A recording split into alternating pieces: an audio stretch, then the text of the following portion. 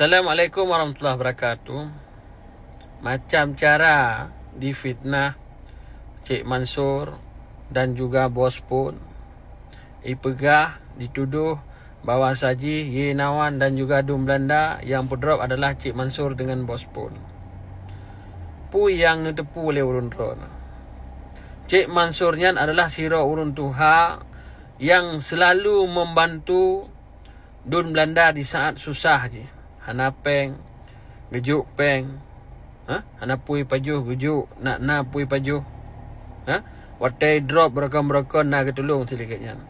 Tetapi uronyo getnya dituduh sebagai cuak yang pedrop Dun Blanda dan juga Nawan dengan loan.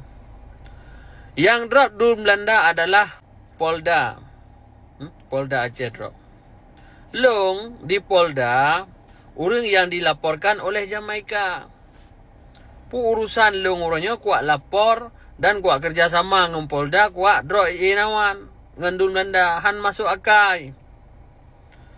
Mau kan? Long tengah bermasalah, han drop loan ayat dua, pu urusan kuat drop gop dan putra keuntungan bagi loan.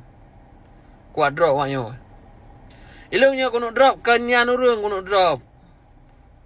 Nah, ilu hana masalah dengan ji.